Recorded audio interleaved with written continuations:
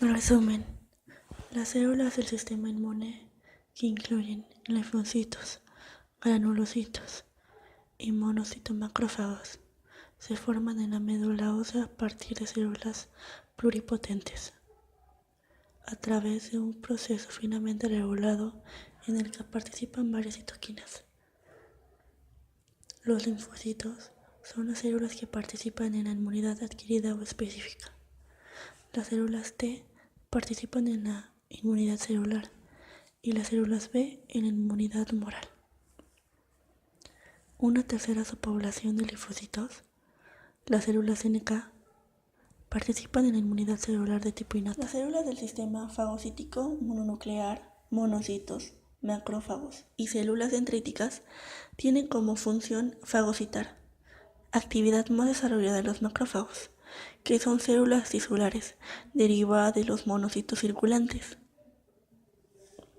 Los granulocitos, neutrófilos, eosinófilos y basófilos presentan particularidades morfológicas y funcionales. La principal función de los neutrófilos es su capacidad fagocítica. En el capítulo se explican los procesos de activación, quimiostasis, fagocitosis y bacteriólisis. Los órganos linfoides se pueden clasificar en primarios, timo y médula ósea, y secundarios, vaso, ganglios linfáticos y tejido linfoide asociado a mucosas. En el timo maduran los LT y en la médula ósea los LB. En los órganos linfoides secundarios, los linfocitos toman contacto en los antígenos y es en ellos donde se genera la respuesta inmune específica, células efectoras y de memoria. En estos órganos existen zonas ricas en células B y otras que, principalmente, existen células T. La capacidad de linfocitos de reticular entre los órganos linfoides secundarios, vasos linfáticos, conducto torácico y vasos sanguíneos le permiten tomar contacto con antígenos que diferentes lugares del organismo. El sistema inmune humano y de los vertebrados en general consiste en varios órganos y diferentes tipos de células que le permiten al organismo distinguir lo propio y eliminar lo extraño. En este capítulo se revisan los aspectos fundamentales de las células del sistema inmune que participan en la inmunidad específica e inespecífica, y los órganos que componen este sistema, tanto los que participan en la producción y maduración celular, como los que sirven para encuentro de las células del sistema inmune con los antígenos. Células del sistema inmune. Las células del sistema inmune incluyen linfocitos y diferentes células fagocíticas, organizadas en tejidos linfoides.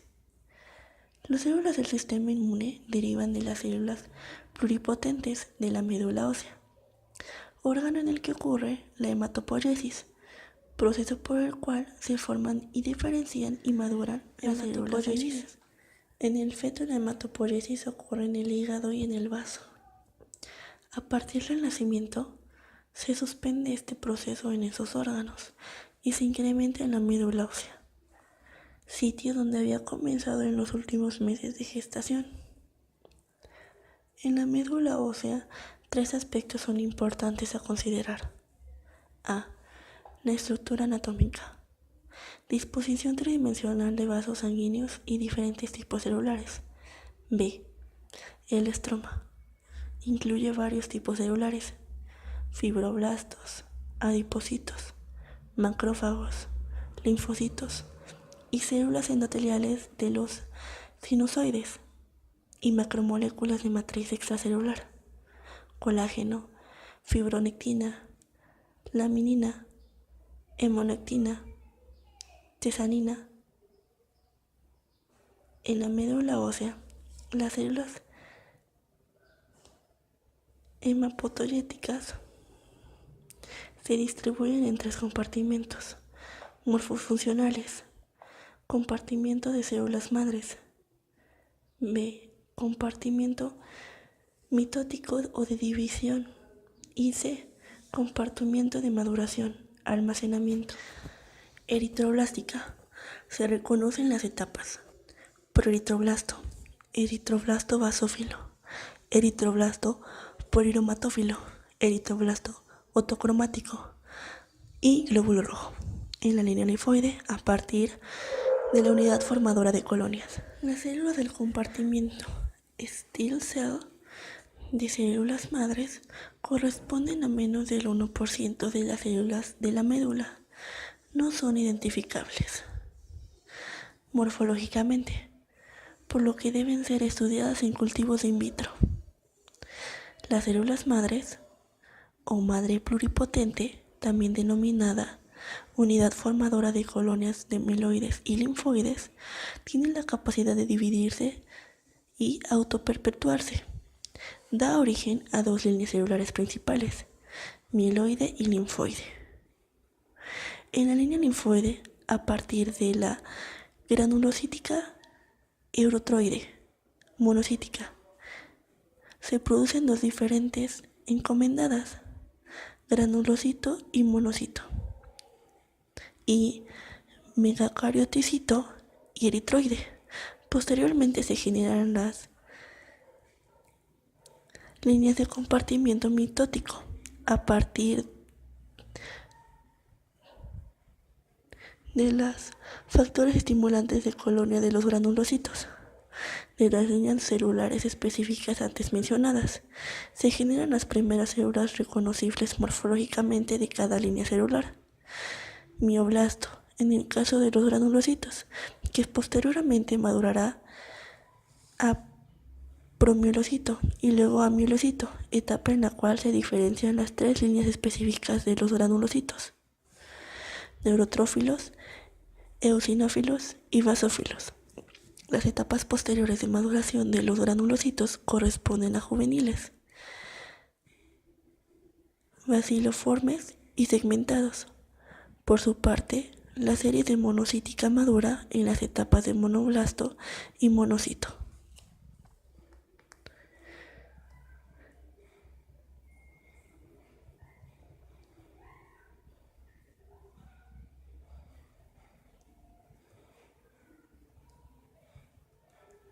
De la unidad formadora de colonias de mieloides, la línea megacariocítica se reconoce en las etapas de megacarioplasto, megacariocito y plaquetas. Por su parte, en la serie de diferenciación y maduración se originan los linfocitos T y linfocitos B.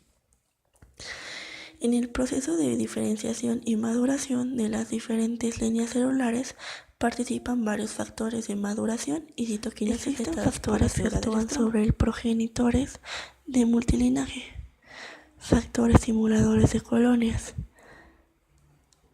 interleuquina, factor inhibidor de leucemia.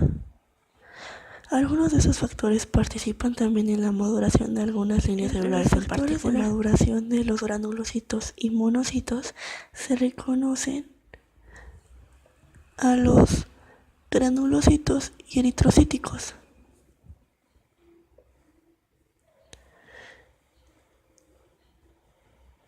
A monocitos, a eosinófilos o a basófilos. Por parte, el regulador fisiológico de la maduración eritroide es la eritropoyetina de los megacariocitos, también denominada KIT-LANG. También parece tener participación en la maduración eritroide. En la línea linfoide B, que es a diferencia de los linfocitos T, maduran en la médula ósea. El factor de maduración es la L7. Las células de las diferentes líneas hematopoyéticas presentan receptores para los formadores de la maduración antes nombrados. Se resumen a principales factores de maduración hematopoyéticos y receptores. Linfocitos. Los linfocitos, junto con las células presentadoras del antígeno, son la base celular de la respuesta inmune específica. Actualmente, los linfocitos son uno de los tipos de célula mejor estudiadas, dados que una parte importante del libro trata sobre la inmunidad específica y por lo tanto sobre la autogenia y función de diferentes subpopulaciones de linfocitos. En el capítulo, el tema será tratado solo en aspectos características generales. Los linfocitos constituyen aproximadamente el 20 a 25% de los leucocitos circulantes en el adulto.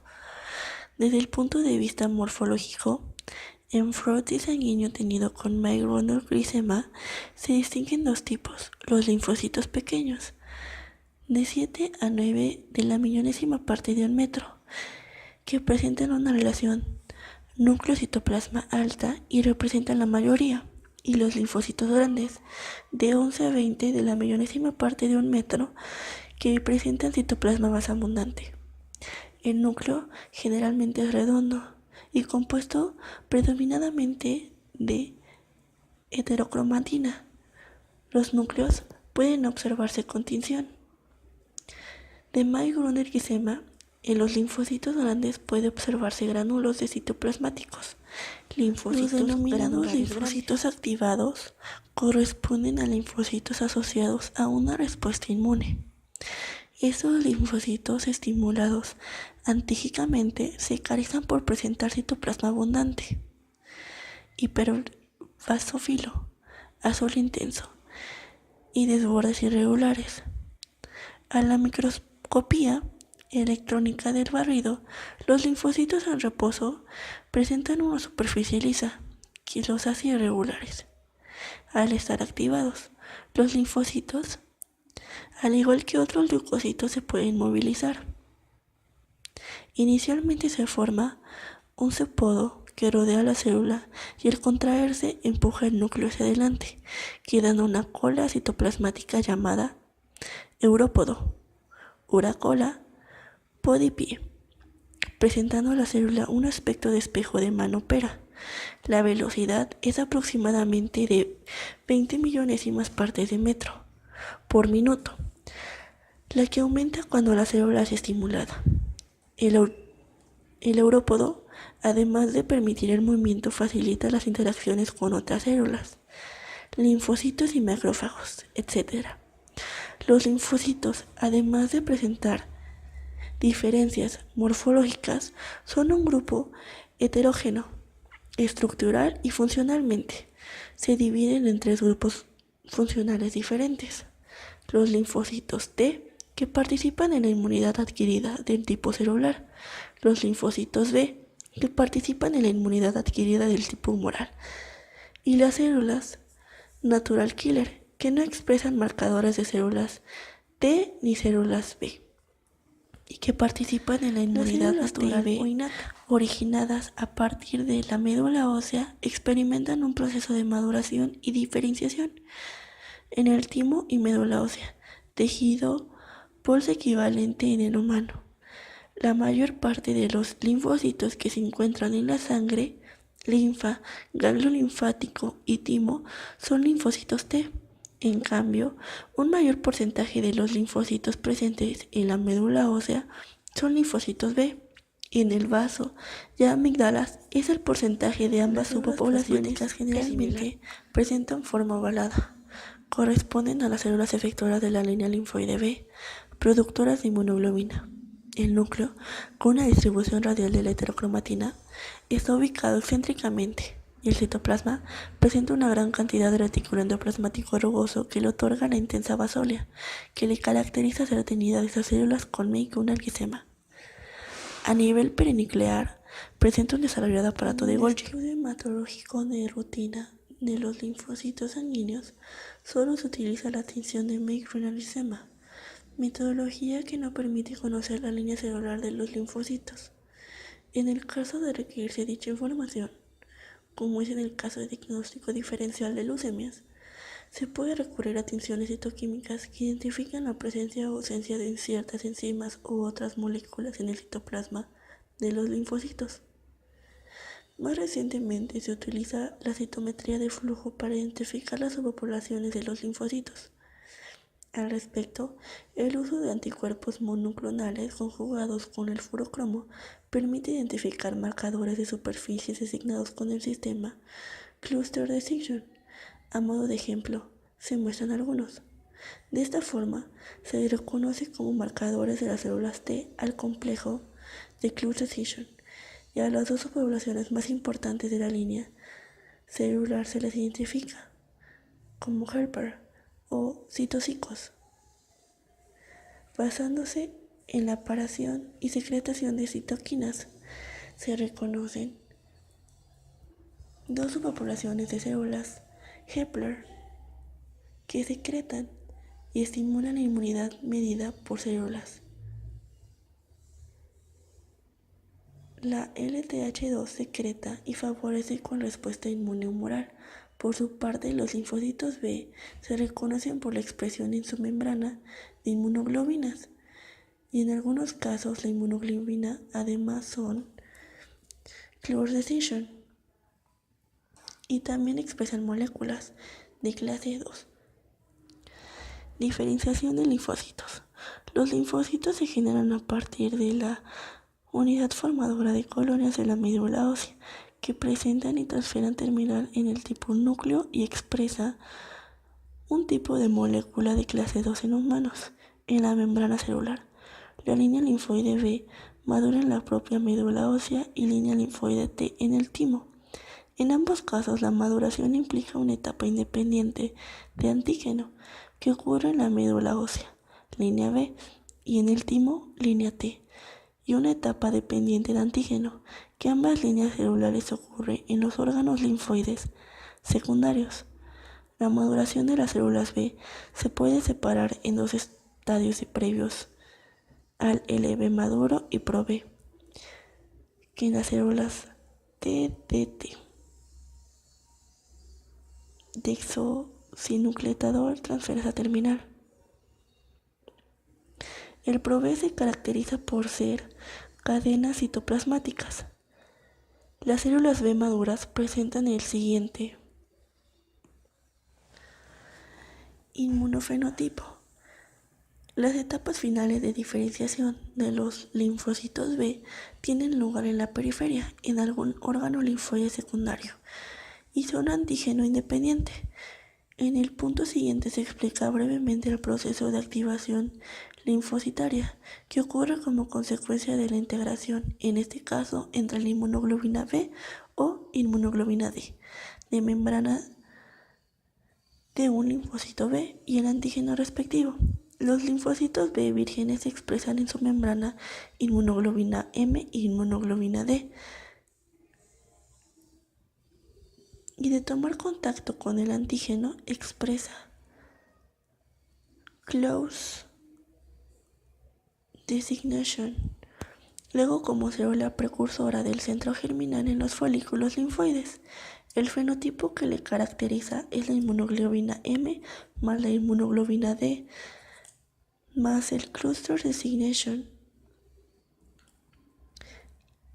Posteriormente, en la zona oscura del centro germinal,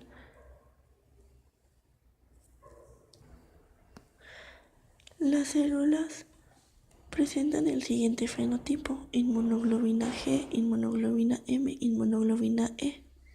Durante la etapa de precursor del centro germinal y el centroblasto ocurre el fenotipo o el fenómeno de mutación somática, y entre la etapa del centroblasto y el centrocito se produce el fenómeno de cambio de clase. Por otra parte, se distinguen dos subpoblaciones de células B, linfocitos B1 y linfocitos B2.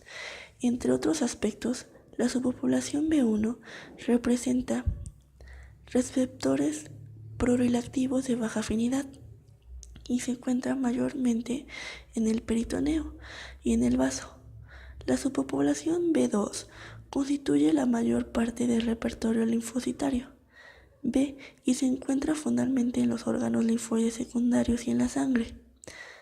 La mayoría de los linfocitos B1 se caracteriza por la expresión del marcador glicoproteína monomérica propia de linfocitos T, y aunque su función es todavía un misterio, se ha sugerido que la activación de estas células que proporcionan protección contra infecciones bacterianas durante la vida fetal, mucho antes el repertorio linfocitario de la respuesta inmune adquirida sea completamente funcional. Además, en el repertorio adulto, los linfocitos B1 dan origen a las células plasmáticas que segregan inmunoglobulina M y una fracción importante de células plasmáticas productora de inmunoglobulina A en el intestino. De hecho, la transferencia pasiva de linfocitos peritoneales B1 que sufren una severa inmunodeficiencia combinada reconstituye la producción de inmunoglobulina A contra muchas bacterias intestinales. Por otro lado, la transferencia pasiva de células de hígado fetal o de intestinal rápidamente reconstruye la subpopulación B1, mientras la transferencia de precursores de la médula ósea adulta reconstituye la subpopulación B2, pero no la B1. Reconocimiento antigénico. Los linfocitos B y linfocitos T presentan receptores para antígenos específicos como la inmunoglobulina M de membrana que forman parte de los receptores de las células B y las células receptores T, respectivamente. Además de presentar un receptor diferente, las células B y las células T reconocen el antígeno en forma diferente. En el caso de los linfocitos B, la inmunoglobulina M de membrana reconocen el antígeno directamente, sin intervención de otra célula. Y en cambio, en el caso de los linfocitos T, reconocen péptidos extraños que son presentados por otras células. Activación de los linfocitos. La unión del antígeno con el receptor específico de la célula T o de la célula B activa el linfocito mediante un delicado proceso bioquímico que implica transducción de señales al interior de la célula, generación de segundos mensajeros y fosforilización de proteínas. Se unen las secuencias reguladoras de genes que participan en la activación de los linfocitos. Como consecuencia de la activación, el linfocito sufre un proceso denominado transformación blástica, que implica una serie de cambios estructurales y bioquímicos que terminan en la formación de una célula grande. El citoplasma basófilo por aumento del retículo endoplasmático, núcleo laxo. La activación linfocitaria produce una amplificación clonal, etapa de proliferación de las moléculas de la célula misma específica con antigénico. Posteriormente ocurre una producción de células efectoras responsables de la síntesis de anticuerpos. Las células plasmáticas de la inmunidad mediante las células y las células de memoria, estas dos últimas por parte de la etapa de maduración. Sistema fagocítico mononuclear. Dada su relación ontogénica y sus características estructurales y funcionales, a los monocitos y macrófagos se les agrupa en el denominado sistema fagocítico mononuclear, antes llamado sistema retículo endotelial.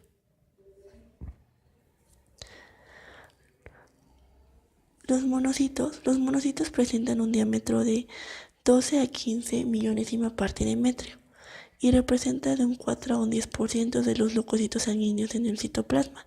Tienen gránulos basófilos o primarios que contienen hidrolasidas ácidas que junto con los mecanismos oxidativos participan en la destrucción de partículas fagocíticas. Al respecto, es válido lo descrito antes. Después de salir de la médula ósea, los monocitos circulan aproximadamente 8 horas, al igual que los neutrófilos en la sangre. Se reconocen dos compartimentos, circulante y marginal. Luego pasan a los tejidos donde se transforman en macrófagos. En relación a los monocitos, los macrófagos son mayor tamaño y presentan mayor capacidad fagocítica y macrofísica. Pueden permanecer vivos en algunos meses y años. Se encuentran en varios órganos, destacando su preferencia en el hígado, riñón, pulmón, serosas, vasos, ganglios linfáticos, cerebros, aparato reproductor, testículo, ovario, útero, hueso, intestino. También se encuentran en la leche materna. Los contienen un gran número de macrófagos. Pueden participar en la fagocitosis de premios moribundos no eyaculados y en la destrucción de microorganismos. En los ovarios, los macrófagos pueden participar en la fagocitosis de células degenerativas del cuerpo lúteo. Macrófagos del hueso. Los osteoclastos se encargan de la reabsorción ósea. Macrófagos del tejido conjuntivo. Histocitos. Macrófagos renales. Células mensaginales de los glómerulos renales. Células células dendríticas, junto a los monocitos y macrófagos, son células presentadoras de antígeno, pero este último tipo celular es el que presenta una mayor capacidad, siendo muy eficiente en el inicio y modulación de la respuesta inmune. Morfológicamente se caracteriza por el cuerpo celular, salen prolongaciones alargadas. Durante su maduración sufren una serie de cambios inmunológicos funcionales que les permite una mayor adaptación a las circunstancias, así como siguen una mayor especialización en sus funciones de activación de linfocitos T.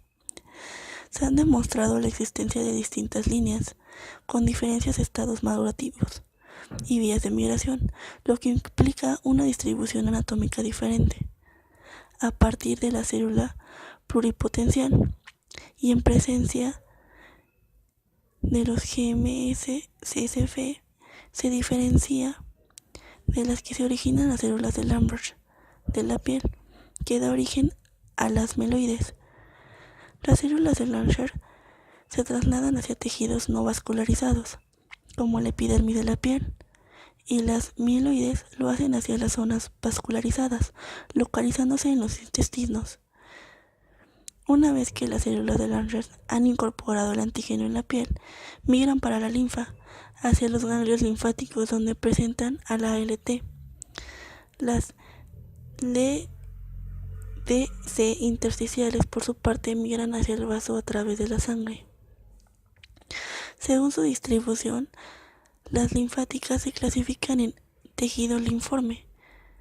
Existen en la médula ósea y timo y se denominan en la zona marginal cuando están presentes en el vaso. Los tejidos sólidos no linfoles, las células de Lambert, se localizan en la epidermis y las células intestinales localizadas en el corazón y riñones. Fluidos a las que se encuentran en un tránsito tanto en vasos linfáticos aferentes como en la sangre. La maduración de la DF es fundamental en la iniciación de la respuesta inmune.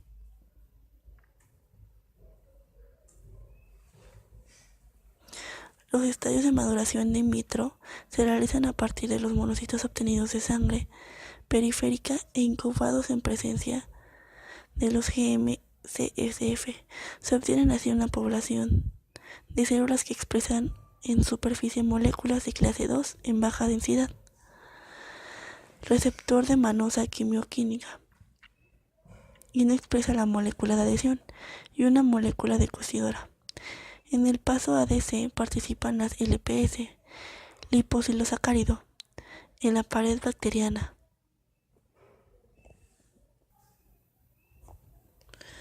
Ay, apenas voy en la 65. Los granulocitos, como se indicó antes en la serie granulocítica, a partir del estadio madurativo de mielocito, se reconocen tres líneas celulares diferentes: neutrófilos, eosinófilos y basófilos. Se muestra el porcentaje de cada línea celular ocupa entre los leucocitos en los adultos y el número absoluto que se presenta. Los neutrófilos. En los adultos, los neutrófilos maduros representan aproximadamente el 65% de los 4×10 a la 3 glóbulos blancos leucocitos por micróbilo de la sangre. Los neutrófilos tienen un diámetro de 10 a 15 millonésima parte de metro y un núcleo segmentado de 2 a 5 glóbulos. En su citoplasma se ha descrito 4 tipos de granulos: los primarios, asulfúricos, lisosomas, secundarios, terciarios, vesículas secretorias. Los granulos primarios son escasos en los estadios maduros y contienen enzimas y proteínas microbicidas, lisosomas y proteínas católicas, proteínas elásticas, captecina G y proteínas hidrolácidas ácidas, entre otras. Los granulos secundarios son los más numerosos en los neutrófilos maduros. Contienen lisosomas, colagenasas, alacaína, enzimas y proteínas. Los granulos terciarios contienen principalmente gelatinasa. Las vesículas secretoras, al parecer formadas por endosis, contienen algunas proteínas plasmáticas. El movimiento de los neutrófilos al sitio de la infección es dirigido por un gradiente químico, quimiostasis, entre otros factores quimiotácticos para los que estos leucocitos poseen receptores. Destacan algunas proteínas del complemento, péptidos formilados y lípidos derivados de las bacterias, factor plaquetario, metabolismo de la vía de la lipoxigenasa, del metabolismo del ácido araquidónico, especialmente el eucariténico, y las llamadas quimiomiquinas. Entre ellas, varios de estos factores han sido clonados y secuenciados. A modo de ejemplo, el receptor es una proteína transmembranada y representa 3 loops extracelulares e intracelulares, 7 dominios transmembrana, el extremo carboxilo citoplasmático y el extremo quimiotácticos actúan a baja dosis. El efecto biológico de los factores quimiotácticos es lograr una migración dirigida de los neutrófilos. La respuesta leucotariana a los factores quimiotácticos es regulada positiva o negativamente por varios estímulos fisiológicos y farmacológicos. Varias citoquinas, como por ejemplo TNF y NFN, favorecen a la quimiostasis. En el caso de la IFN, participa aumentando la hidrólisis y la fosfolidilcolina por la fosfolidasa. La destabilización celular al estímulo del factor quimiotáctico puede ocurrir por el aumento del CAMP o la degradación del factor receptores que participan en la fagocitosis. Una etapa inicial de la fagocitosis es el reconocimiento por parte de la célula fagocítica de la partícula a ser fagocitada. Para ello, las células fagocíticas poseen 2 grupos de receptores capaces de reconocer ligando propios de los órganos y las células fagocitar, y las moléculas se han unido en ellas y favorecen la fagocitosis. Entre los receptores que unen moléculas no exóticas y que se presentan fundamentalmente en los macrófagos se encuentran los receptores Scamper, que unen varios ligados, entre otras proteínas modificadas, fosfolípidos ácidos, liposacáridos de bacterias de gram negativas y positivas de neutrófilos al endotelio. Para que los endotrófilos lleguen a los tejidos infectados, juntos recibir la señal quimiotáctica, estos deben unirse al endotelio, luego rodar sobre este, sufrir un proceso de activación adicional y luego participar en un proceso de migración transdetocinal. En este proceso tienen una importante participación para algunas moléculas de adhesión celular, expresadas de forma constitutiva e inducida a la membrana de los neutrófilos y células endoteliales. Aproximadamente la mitad de los neutrófilos circulantes forman parte del pool marginal que mantiene la interacción intermitente en el endotelio. Las moléculas de adhesión de la familia selectina en los leucocitos y sus ligados carbohidratos salicílicos son responsables del rolling de los neutrófilos sobre el endotelio. La interacción de los factores quimiotácticos en sus respectivos receptores inicia el proceso de transducción de señales en los neutrófilos, lo que inicialmente se asocia con la expresión de las moléculas de adhesión de la familia íntegras, especialmente que se une su ligando de la superfamilia de las inmunoglobinas. En las células endoteliales, este último tipo de interacción resulta marcado incrementalmente de la adhesión de los neutrófilos al endotelio y el término rolling, luego de neutrófilos, migran a las células endoteliales al tejido. La endocitosis, proceso por el cual el material es inducido en la célula, puede formar la forma de una pinocitosis, bebiendo por la célula, y una fagocitosis, comiendo por la célula. La fagocitosis es visible al microscopio óptico.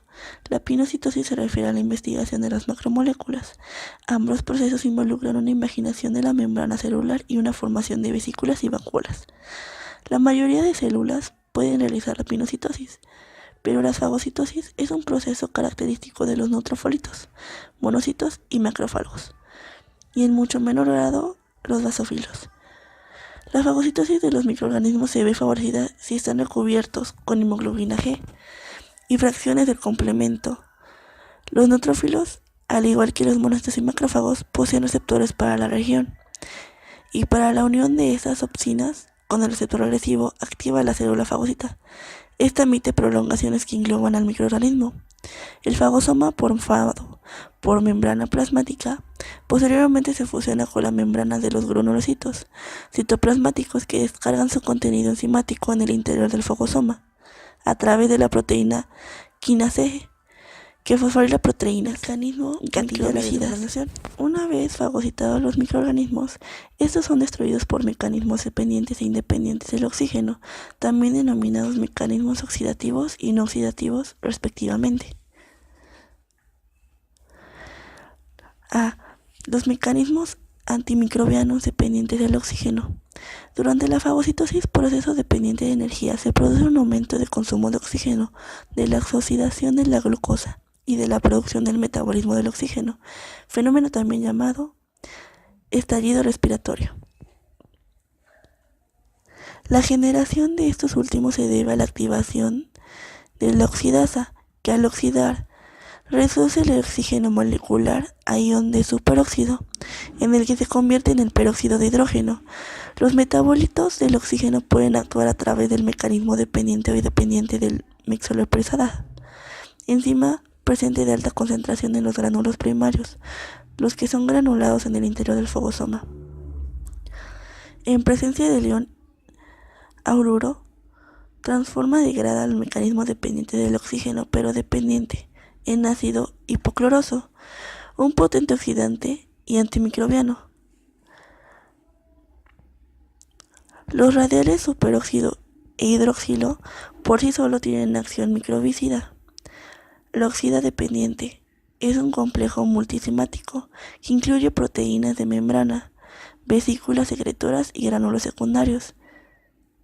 Cuando la célula está en reposo, el componente de membrana es un heterodiméro formado por una proteína y una proteína. Estas proteínas junto con flaviadin dinucleótido forman un flavocitocromo denominado citocromo. Adicionalmente, en la membrana participa una proteína de unión de nucleótidos de guanina y denominada subunidad. Presenta el sitio de unión para él. Ambas subunidades representan grupos. El componente citoplasmático está formado por 3 proteínas dependientes. Además participa otra proteína de unión de un nucleótido de guanina. En reposo una de guanina, y cuando la célula está activada usa guanina y minina. Precozmente, durante la activación de las vesículas secretoras y posteriormente los gránulos secundarios se fusionan con la membrana plasmática, la cual durante la fagocitosis se imagina y por lo tanto la membrana de los fagosomas presentará las proteínas de la membrana oxidasa como consecuencia de la activación de los neutrófilos, proceso en que la fosforilada, las proteínas citosas son translocadas a la membrana plasmática, formando y activándose el complejo oxidasa. La enfermedad granulomatulasa crónica es una inmunodeficiencia primaria caracterizada por una mayor susceptibilidad a infecciones bacterianas y moléculas sintetizadas en los eosinófilos. Cuando los eosinófilos son estimulados, secretan algunos mediadores derivados de membrana leucotreno. Los eosinófilos pueden sintetizar varias citoquinas proinflamatorias. Se ha descrito que para ellas las interquinas son factores de crecimiento y las quimioquinas, receptores de membrana. Uno de los receptores más importantes desde el punto de vista fisiopatológico son los receptores de Fc, hemoglobina E, de baja afinidad. La acumulación de eosinofilos en tejidos. La quimiotaxis adhesiona células endoteliales y matriz extracelular para ser controlada por la respuesta inmune de células T y subsecuente la liberación de citoquinas. Las citoquinas liberadas en procesos alérgicos son las que participan en respuestas inmunes tipo Th2. En cambio, en la reacción de la hipersensibilidad de tipo retardada se encuentran las citoquinas asociadas a respuestas tipo Th1. La liberación de LH1 y TLH2 sensibilizados. Luego de su estimulación con el antígeno específico, se puede asociar el desarrollo de la eosinofilia durante la enfermedad alérgica. Las citoquinas, además de participar en la diferenciación de los eosinófilos a partir de los precursores, contribuyen a su acumulación en los tejidos inflamatorios. Esta última función participa principalmente en la LH3, LH1, en la adhesión del endotelio y la migración transceliar. Participan, al igual que los neutrófilos, las moléculas de adhesión celular, selectinas e integradas en la superfamilia de las inmunoglobinas. Algunas citoquinas prolongan la sobrevida de los eosinófilos en los tejidos. Estas citoquinas también aumentan la capacidad órganos linfoides. Desde un punto de vista inmunológico, los órganos y tejidos linfoides se pueden clasificar en primarios y secundarios. Más recientemente se han descrito los tejidos linfoides terciarios. Parte de ellos son descritos aquí como un tejido asociado a mucosas, y se incluye además en este concepto el tejido linfoide asociado a piel. Órganos linfoides y primarios. En los órganos linfoides primarios, timo y médula ósea, en nombre, las células linfoides experimentan un proceso de proliferación a diferenciación de las células T y las células B, respectivamente. Este proceso no requiere presencia de antígenos extraños. Ahí los linfocitos adquieren el repertorio de receptores antígenos específicos, como la inmunoglobulina D y la inmunoglobulina M, y parecen distinguir entre lo propio y lo extraño. Médula ósea. En la médula ósea, a partir de la segunda mitad del embarazo y en el resto de la vida, ocurre la diferenciación y maduración de los glóbulos rojos, glóbulos blancos y plaquetas. Entre los leucocitos tienen especial interés en este caso la maduración de los linfocitos y otros mamíferos. La médula ósea es el tejido equivalente a la bolsa de Fabricio, órgano en el que se diferencian los linfocitos B. En las aves el origen de B se refiere a la bolsa. La bolsa de Fabricio es un órgano linfoepitelial que corresponde a un trozo de intestino modificado localizado cerca de la cloa. Los folículos están en la corteza y médula de la bolsa. La médula ósea se encuentra en la cavidad medular de los huesos largos, principalmente en la epífisis, y en los espacios existentes entre las taberculas de los huesos esponjosos.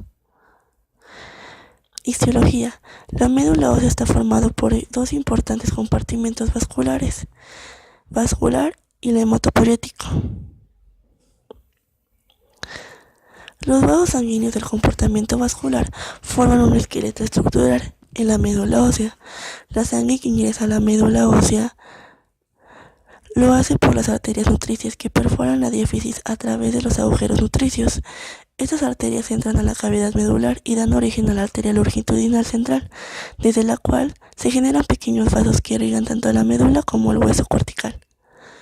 Las ramas dirigidas a la médula descargan la sangre capilar, los cuales vacían a una extensa red de sinoides.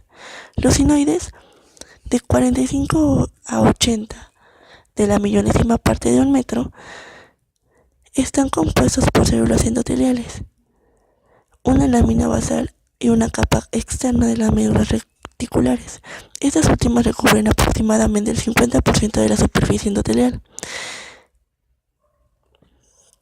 Estos sinoides drenan una vena longitudinal central, que a su vez descarga su contenido en venas, que sale del hueso por el conducto endotelial de células maduras desde el compartimiento hematopoyético a la sangre. Ocurre directamente a través de los poros de migración transitorios que se forman en las células endoteliales de los sinoides.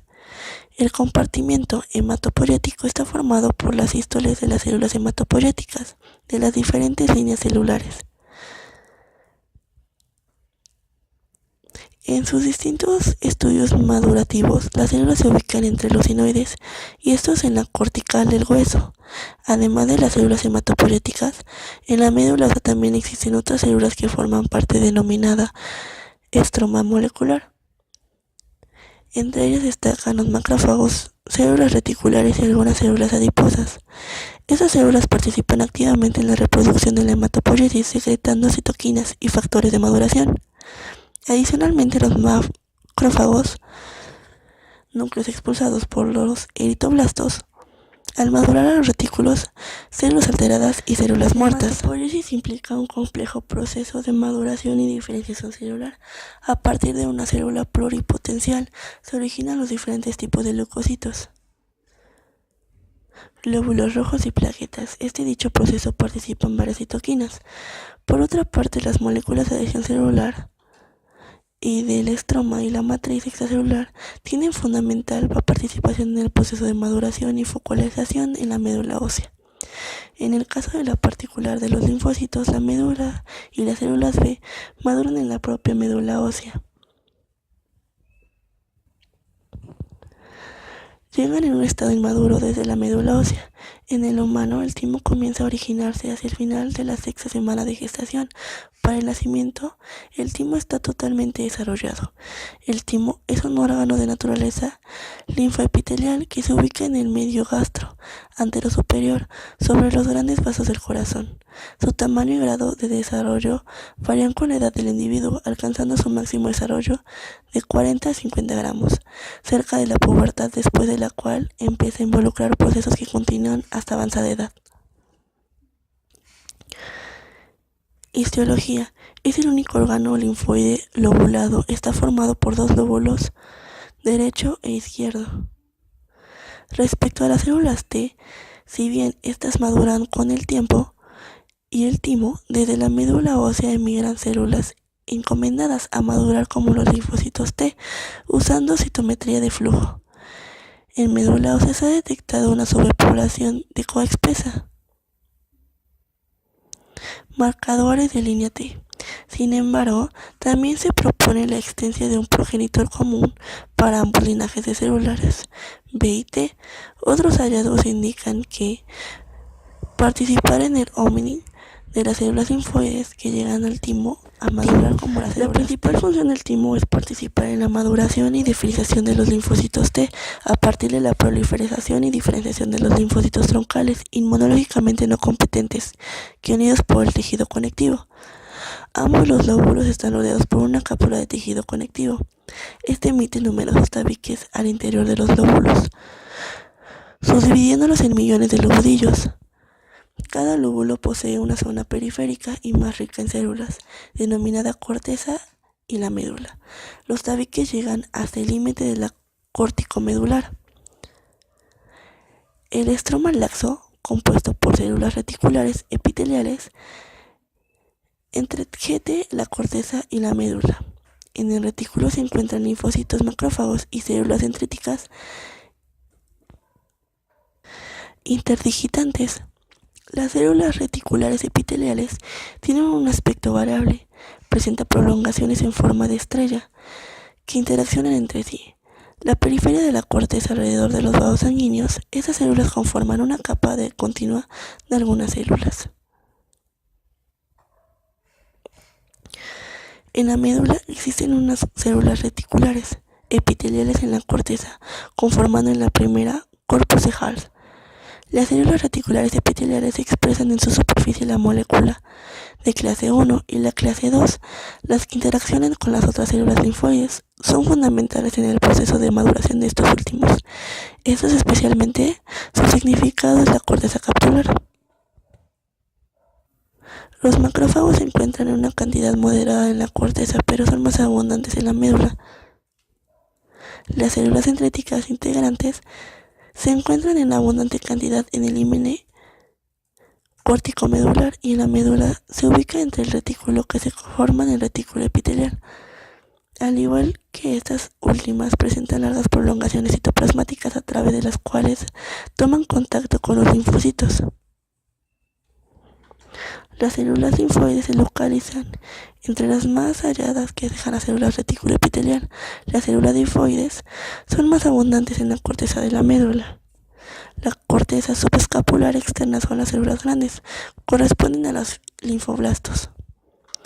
En el resto de la corteza y médula son más pequeños. Después de la pubertad, cuando el timo comienza a involucrar, pierde peso y aumenta progresivamente la porción de adipocitos. Sin embargo, durante la vida persisten riesgos de parquísima. En el adulto, una vez que se ha formado el pool de las células T, Aparentemente no es necesaria producción de grandes cantidades de linfocitos T. Respecto a los vasos sanguíneos, el timo es irrigado por sangre que fluye a través de las arterias que ingresan por la cápsula, formando arteriolas en los tabiques. Aquí se forman las venosas intervolares, las cuales vacían en la vena tima eferente. Los capilares representan un endotelio rodeado por una gruesa lámina basada por capilares. Estos participan en la llamada barrera hematótica, que progeniterá a las células linfoides en la maduración de la corteza tímica contra sustancias antígenas circulantes.